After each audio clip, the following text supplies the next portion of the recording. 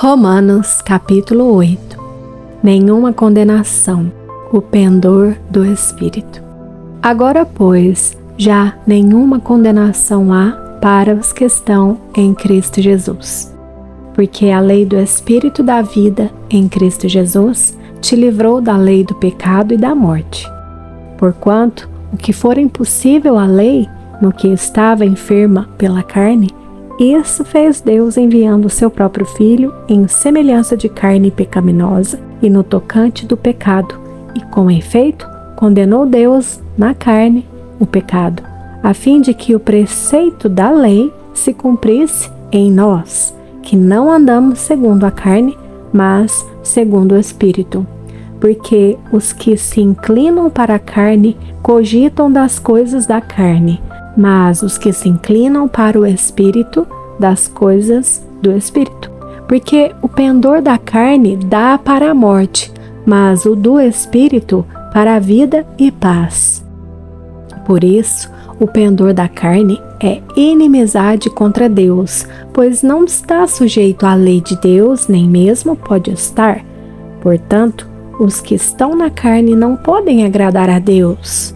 Vós, porém, não estáis na carne, mas no Espírito, se de fato o Espírito de Deus habita em vós. E se alguém não tem o Espírito de Cristo, esse tal não é dele. Se, porém, Cristo está em vós, o corpo, na verdade, está morto por causa do pecado, mas o Espírito é vida por causa da justiça. Se habita em vós o Espírito daquele que ressuscitou a Jesus dentre os mortos, esse mesmo que ressuscitou a Cristo Jesus dentre os mortos, vivificará também o vosso corpo mortal, por meio do seu Espírito que em vós habita. Assim, pois, irmãos, somos devedores, não à carne, como se constrangidos a viver segundo a carne, porque se viverdes segundo a carne, caminhais para a morte, mas se pelo Espírito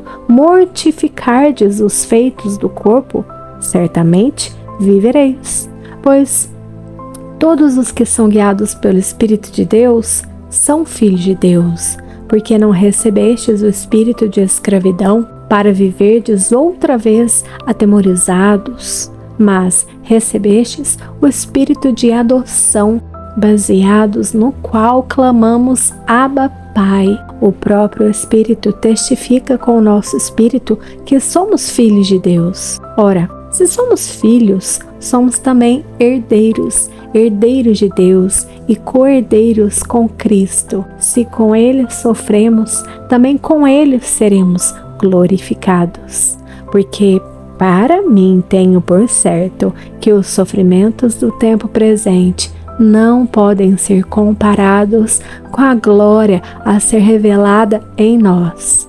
A ardente expectativa da criação aguarda a revelação dos filhos de Deus, pois a criação está sujeita à vaidade, não voluntariamente, mas por causa daquele que a sujeitou, na esperança de que a própria criação será redimida do cativeiro da corrupção para a liberdade da glória dos filhos de Deus.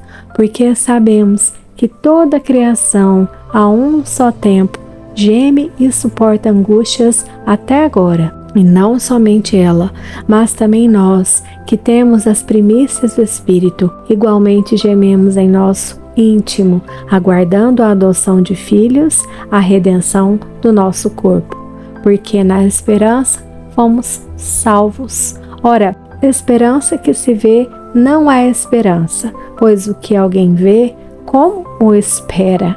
Mas se esperamos o que não vemos, com paciência o aguardamos. Também o Espírito, semelhantemente, nos assiste em nossa fraqueza, porque não sabemos orar como convém, mas o mesmo Espírito intercede por nós sobremaneira, com gemidos inexprimíveis. E aquele que sonda os corações sabe qual é a mente do Espírito, porque segundo a vontade de Deus é que ele intercede pelos santos.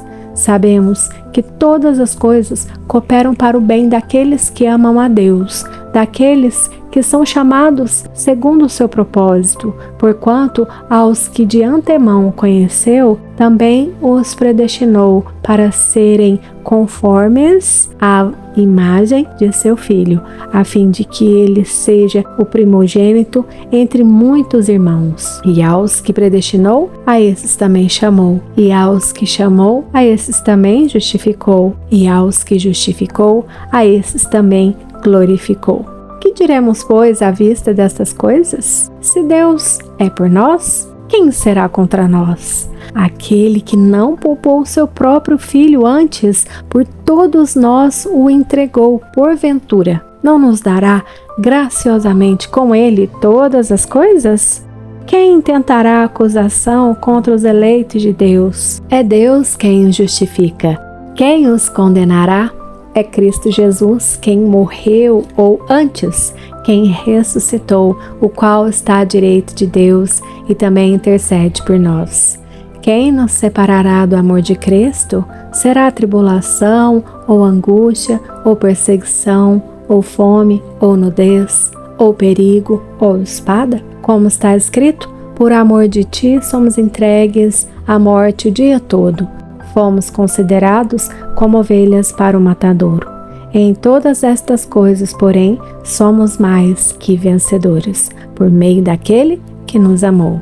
Porque eu estou bem certo de que nem a morte, nem a vida, nem os anjos, nem os principados, nem as coisas do presente, nem do porvir, nem os poderes, nem a altura, nem a profundidade, nem qualquer outra criatura poderá separar-nos do amor de Deus que está em Cristo Jesus, nosso Senhor.